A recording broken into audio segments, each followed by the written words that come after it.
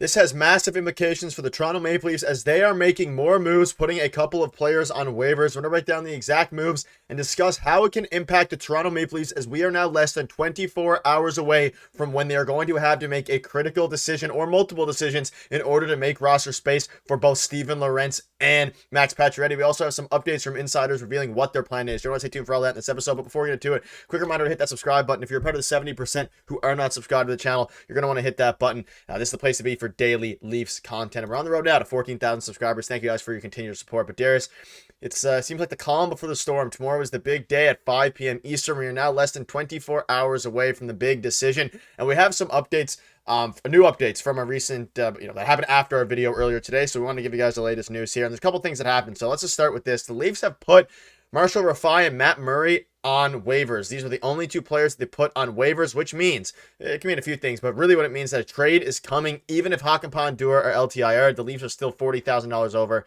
and that's still before Pacioretty and Lorentz contract. So it seems like, again, so let's just start with the moves. Rafai was one of the ones who was a bit surprising that they put on waivers. You figured that he might factor into as their seventh D-man here, but Rafai and Matt Murray are the two guys they decided to put on waivers, and a big move is going to happen, and it seems at this point, unless it happens later tonight with like a midnight bomb, it's going to happen sometime tomorrow afternoon is my guess, or at the buzzer at 5 p.m. Yeah, it's going to happen at some point before 5 p.m. on Monday. And obviously they still got to sign Pacioretty. I mean, at least that's the plan. That's what we've heard. And it sounds like they are intending to sign Steven Lorentz as well. So that is obviously going to factor into their plans. But in terms of Rafai, he's not quite there yet, right? Like, could he be a seventh defenseman, an eighth defenseman? Yes. And I think he's made some significant strides, especially this preseason, to getting to that spot, but he's probably not quite there yet. And in terms of Matt Murray, the Leafs at this point, with the way their salary cap is structured, they can only carry two goalies. We know who those two goalies are coming into camp and this season. Obviously, there's been much talk about it. We know it's Stolarz, we know it's Wall. So Matt Murray, odd man out. But I do think we'll see Matt Murray at some point this season. I think Matt Murray is a real wild card if another team wants to claim him off waivers. So I'm not sure another team is going to want to touch that. There's a lot of guys on waivers. Tomorrow might get a little messy, not just with the Leafs, league wide as well. So could get a little messy. Will Rafai get claimed? I'm not sure, right? Because other teams don't know what they have in Rafai per se, because obviously he's been with the Leafs organization for the last couple of years. But in terms of Matt Murray, I'm thinking he is going to factor into the Leafs' plans if he clears waivers, of course. But I think that's those two players, at least, I think, are the least of the Leafs' worries in this scenario. And it's pretty interesting because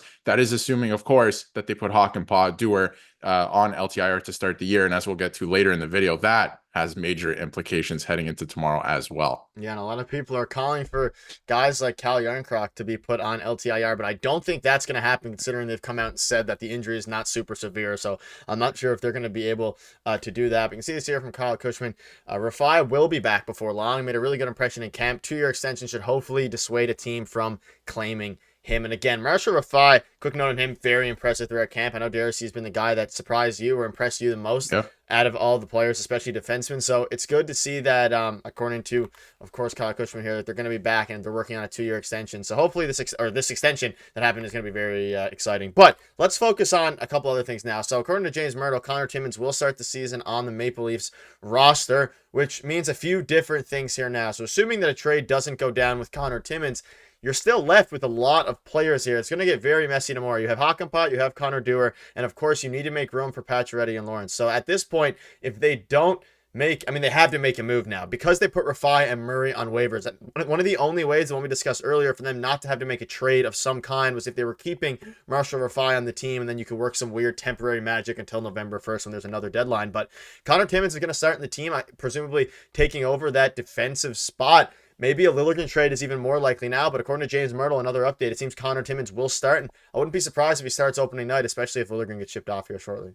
I'm not surprised at this point, especially if Liljegren gets shipped off, because we don't have Hakanpää ready yet. He's not ready to get into the lineup, and he probably won't be for a long time, at least a month, right? So that's what we're looking at here at this point. So if Connor Timmins is slated to make the team, which it's looking that way, at least, today, and all the news that's come out from multiple reporters as well, it's looking like Liljegren is on his way out, because that was the one spot. It was one or the other kind of thing, and Hakanpää will kind of come in. That's what we're all assuming at this point because of Hakanpää's injury. I don't think Hakanpää could play 82 games. Just not going to happen. It's literally not going to happen because he's not starting the year. But I think that was Timothy Liljegren's spot to lose. I feel like he's lost it at this point. As preseason went along, it was obvious Berube liked what he saw in Connor Timmins, and Connor Timmins is going to start the year for the Toronto Maple Leafs. And, I haven't been a big fan of Connor Timmins, but I don't think it's his fault. We just haven't seen a big enough sample size of him in the NHL, and they haven't really used them to maybe the best of his abilities or, even given him a lot of playing time. So I'm excited to see what,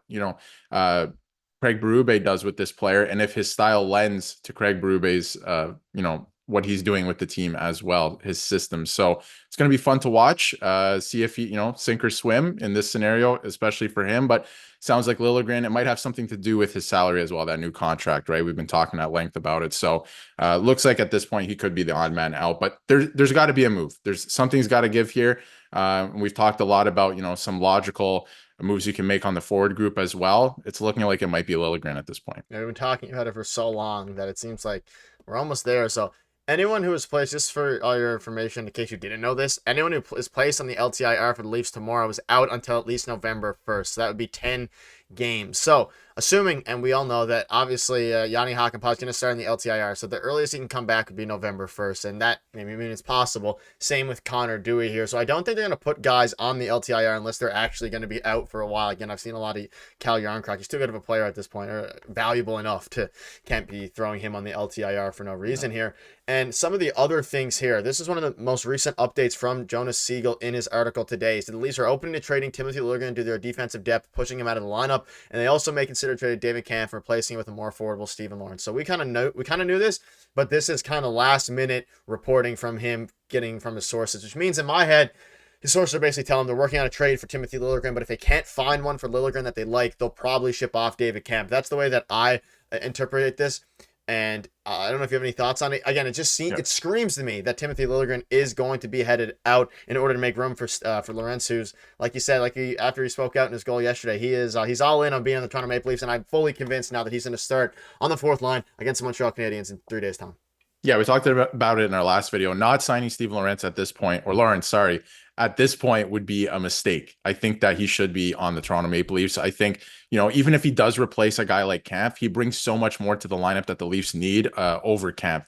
He's a good penalty killer, right? Like we talked, I think the biggest defense of David Kampf at this point is he's a great, fourth liner. He has that speed. He brings that speed, and he's a good penalty killer. But Stephen Lawrence, at the same time, right? Like he brings that to the lineup as well. And he plays a heavy style that Berube likes, and that I think the Leafs need to start playing more so heading into the future, obviously this season and into the playoffs. So I think it would be a mistake not to sign him at this point. You need salary cap space to do that. So I think that is a fair way to read that, Nick, that, it sounds like it's going to be Liljegren first. If it doesn't work out, because obviously he makes more, then maybe they look at trading somebody else like David Kampf. But to me, at this point, because of the defensive depth and some of the surprises so far in preseason, how many, good steps a couple of these guys have taken in the right direction, I think it could be Liljegren. He's kind of been phased out here, and he hasn't looked fantastic to at least start this preseason. Yeah, and it's the calm before the storm now. Again, less than 24 hours away, and we'll have you up to date. We'll probably get some sort of clarity tomorrow morning into the afternoon, and we'll definitely keep you up to date. So you're going to want to make sure to hit the subscribe button and let us know down below in the comments what your thoughts are on this and who you think is going to be shipped out, because there's a very real world 24 hours from now, Timothy Liljegren or someone else like David Kampf is no longer a Toronto Maple Leafs. But let us know in the comments what your thoughts are. We'll see you tomorrow.